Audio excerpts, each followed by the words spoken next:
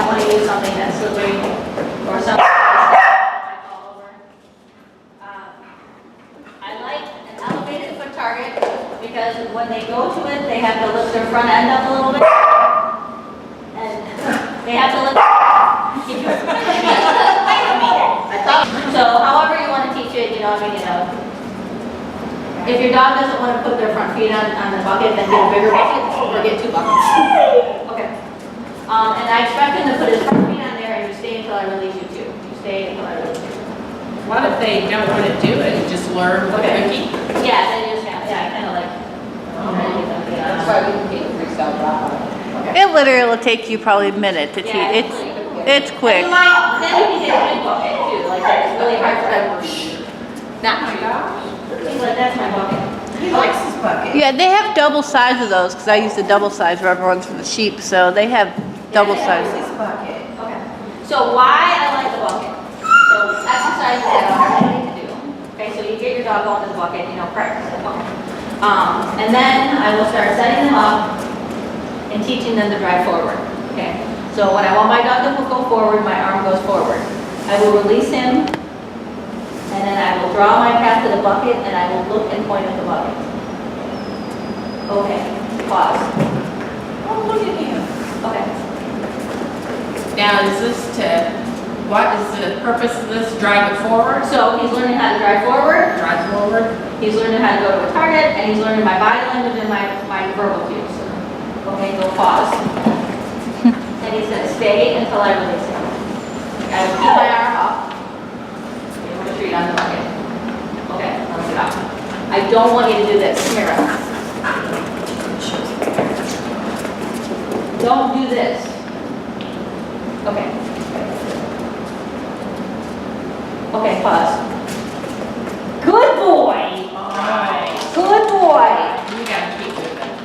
Well, and I dropped my arm. Yeah. It was my arm, like, because Yeah. arm forward means go forward, arm in means. You might have to do that one again. I don't know if I can stop it. Okay. Yes. Oh. So see, I dropped my arm and came in. Good boy. Do it on this side. Yeah, I'm getting a lot of butt shots. Oh. I forget to tell me now. I Okay. hope I can understand what that is. So, I want you to go. Pause. Yes. So arm forward, drive forward, arm in, come in. And eventually, you won't have to go with the dog? No, you don't have to. So we're going to use this to get your dog to drive forward and then.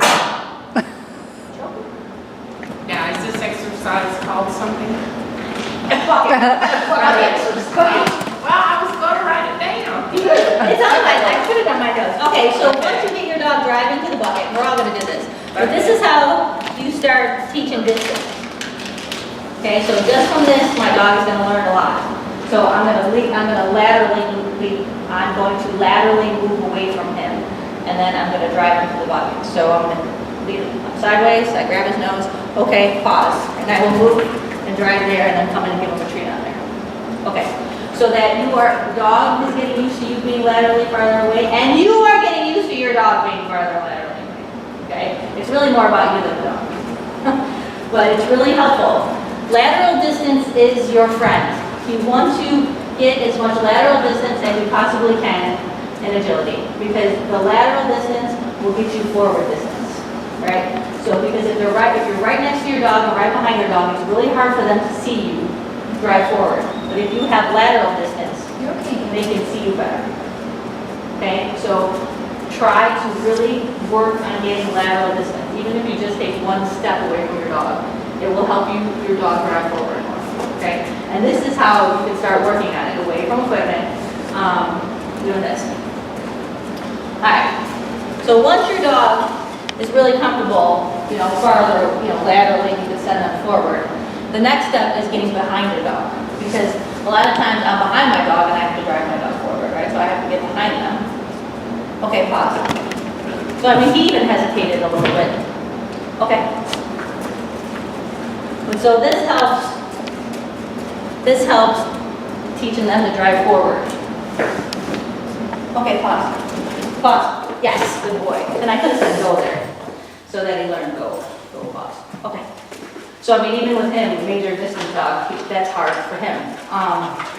So these are things that you could do to help you and your dog get comfortable driving forward. Can you do it better if I have your toy?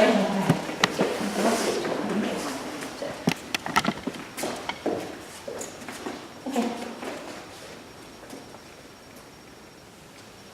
Back out behind him.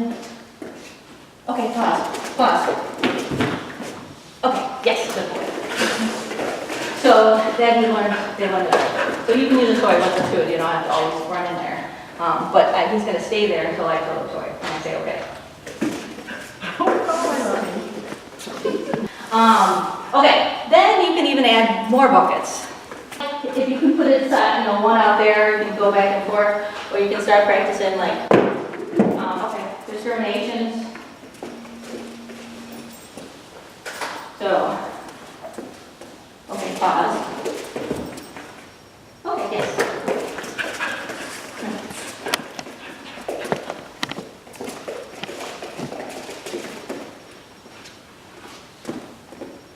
Okay.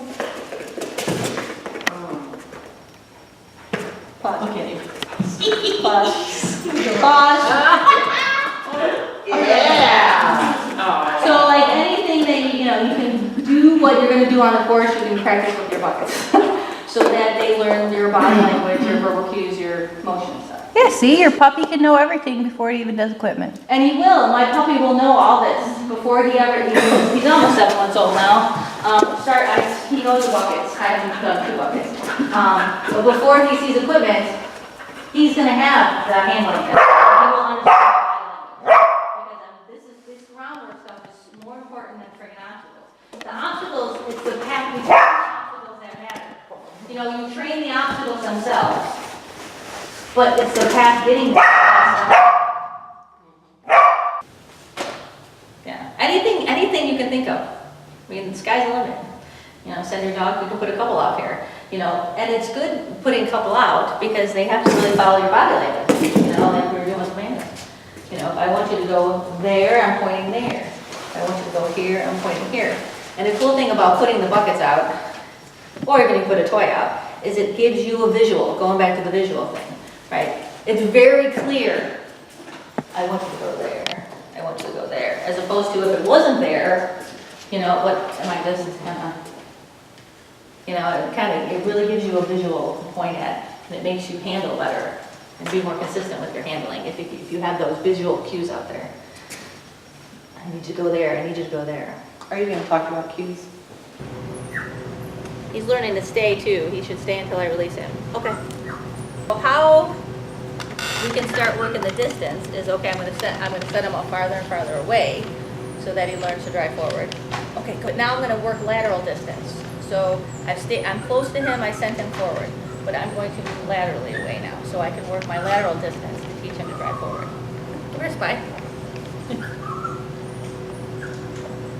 So I can move laterally. I'm gonna look him in the eyeballs. Okay, go pause. Yes, and I might have to push into him a little bit because he's learning. He's only done this a few times. But you get the idea that they can start learning to really drive ahead of you. And I can work my distance. Okay, pause. But I'm looking and I'm pointing at it. Okay, pause. Good boy. Okay, so it's good to teach them lateral distance. Okay. But the thing that a lot of people don't do is now, okay, I'm going to set him up a little bit closer here. But I could set him up and I'm going to stay behind him, which I've never done and I don't know if he'll do it, but I can stay behind him, release him. Okay, pause, and drive him to the bucket. So that he learns to get comfortable with me being behind him and driving forward, right? So you have lateral distance and you have forward distance, right? So I need my dogs to get used to me being sideways from them, and they need to learn to drive in front of me. Okay, this is a good way to practice without any equipment. Okay, because they will get used to it, And more importantly, you will get used to it, right? Because it's a lot of times, it's not the dog, it's us. Like, oh, I need to be next to my dog. Well, no, you don't need to be next to your dog. You can be behind your dog, you can be far away from your dog. Okay, go, go, go, go, pause. I mean, ideally, I'd want him running there, but he's just learning. So at first, it's okay. Okay. Okay. Make sure you work both sides. Bye. You don't always have to put him in a stay, right? I can be like, ready? Okay, go. Pause. Pause. Yes, good dog. Good boy. Okay, good job. All right, so, and then you could use, and I don't know if he'll do, so I practice using a bucket and I practice using a toy. I think we'll use a lotus ball. The bucket as opposed to putting a toy out. So I could put a toy target out, right? But if I was teaching them, I had a hoop out or something and I should have put the microphone on, I forgot. I guess the heater's not on. I could put the target out, I could put a ball out, but they could go right to the ball and they could get rewarded themselves. Like, oh, you threw a ball out, I'm going to get it. I don't need to do what you want me to do. I could skip the obstacles, I could beeline right for the target. Like, I can only put targets out if it's a straight line of balls. Where's mine? And I'm sure I could train it if I really wanted to, but I don't care. So if like there's curves or turns or something that they actually have to listen to me before they go to the obstacle, they get to the toy, the bucket is awesome. Because if they beeline for the bucket and not do what you told them to do, they just don't get rewarded, right? Because either I'm going to come over here and give him a treat when he's on the bucket, or I'm going to release him, throw a toy. Okay, I could throw a toy, but I'm not going to do it until he gets to the bucket. And only when I tell him to go to the bucket, right? So if I added hoop, I'd say, okay, pause. So otherwise, I don't want you to go to the bucket. Good boy. Pause. Unless I tell you to go there, right? So it has a lot of value. Okay. Because dogs aren't rewarded if they do the wrong thing, right? If you throw a toy out, they go get the toy, they're rewarded. If you put the bucket out there, they don't do the right thing, they go to the bucket, oh well, too bad. Let's do it again until you do it right. Right? Does that make sense?